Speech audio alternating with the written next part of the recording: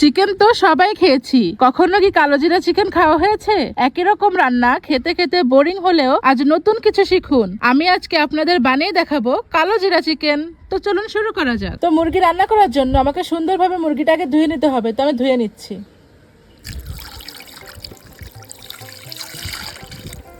এবার ভালোভাবে পরিষ্কার করে ধুয়ে নেব। তো মুরগি কোটার সময় আমি ধুয়ে নিয়েছিলাম, আবারও আমি ভালোভাবে ধুয়ে নিচ্ছি।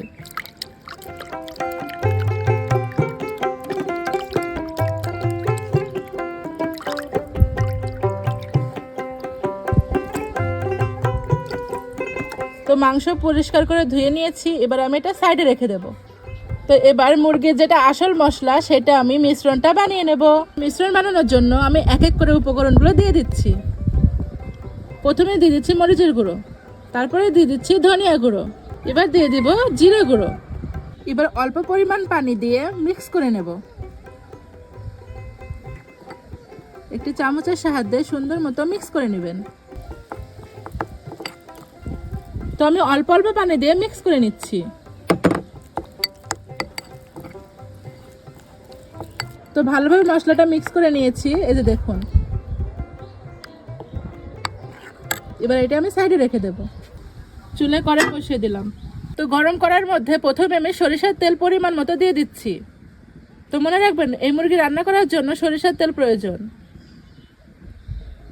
তো প্রথমে দিয়ে দিচ্ছি পেঁয়াজ বাটা,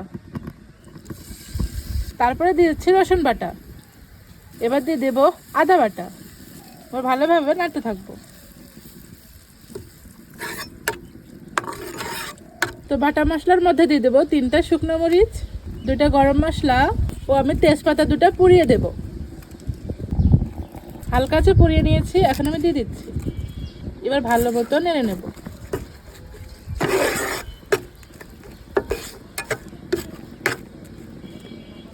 তো মশলা কষাটা হয়ে গেছে, এখন আমি মুরগিটা ঢেলে দেবো। এবার ভালোভাবে নাড়তে থাকবো।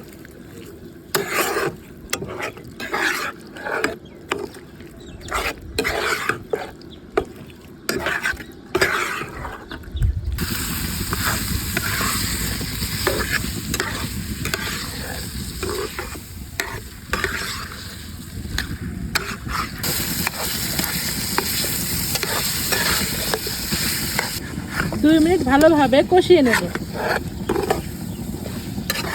স্বাদ মতো লবণ দিয়ে দিচ্ছি।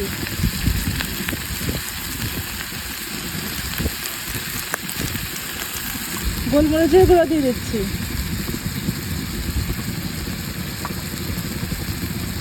আবার নেড়ে নিচ্ছি।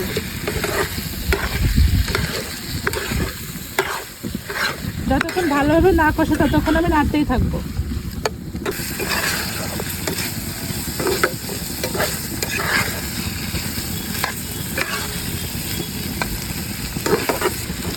ভালোভাবে মাংসটা কষিয়ে নিয়েছি।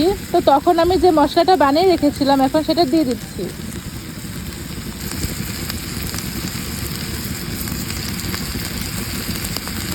আবার ভালোভাবে নেড়ে নেব।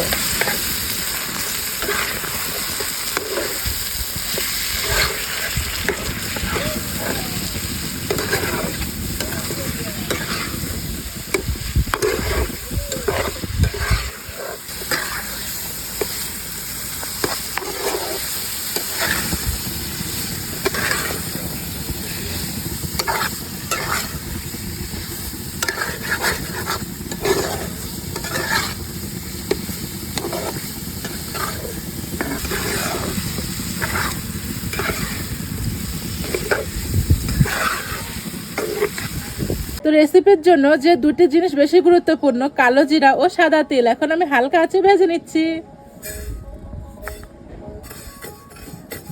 হালকা আঁচে ভাজতে থাকবেন যাতে পুড়ে না যায়। তো ভালোভাবে ভেজে নেবেন। ভেজে নেওয়ার পরে সুন্দর মতো ব্লেন্ডারে মিক্স করে নেবেন।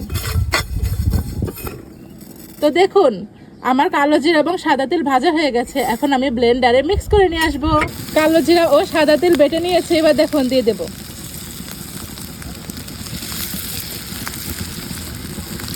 এবার ভালো মতো কষে নেব। দেখুন আস্তে আস্তে কালারটা চেঞ্জ হয়ে যাচ্ছে।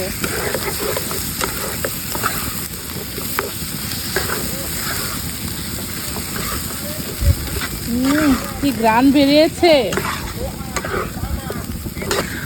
দেখুন কি কালার। এবার সিদ্ধ হওয়ার জন্য পরিমাণ মতো পানি দিয়ে দেবো।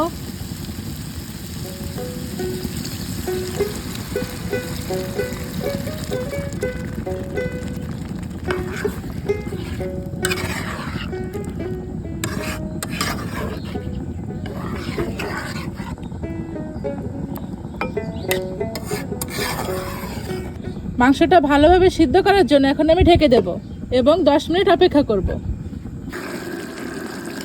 দেখুন কি কালার। আর আমি কিন্তু এত ঝোল রাখবো না, হালকা মাখো মাখো ঝোল রাখবো। তো এখনো মাংসটা ভালোভাবে সিদ্ধ হয়নি, আর একটু সিদ্ধ হলে আমার মাংসটা পুরো রান্না হয়ে যাবে। তো আবার আমি ঢেকে দেব।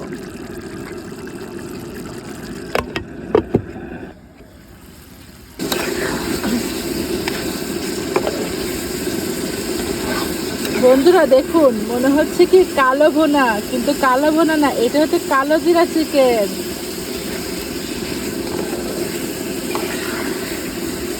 আপনারা বাড়িতে খুব সহজেই কালো জিরা চিকেন বানিয়ে খেতে পারবেন।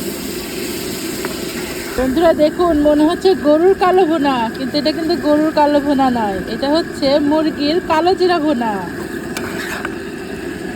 তো এখন নামিয়ে নেওয়ার আগে আমি কয়েকটা কাঁচামরিচ চিড়ে দিয়ে দিচ্ছি, এতে ফ্লেভারটা সুন্দর আসবে। এবার আমি আবার আস্তে আস্তে নাড়তে থাকবো।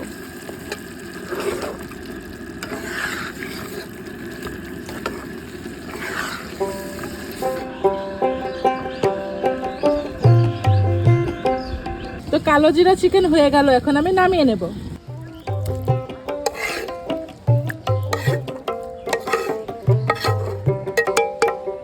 বন্ধুরা হয়ে গেল আমার কালো জিরা চিকেন।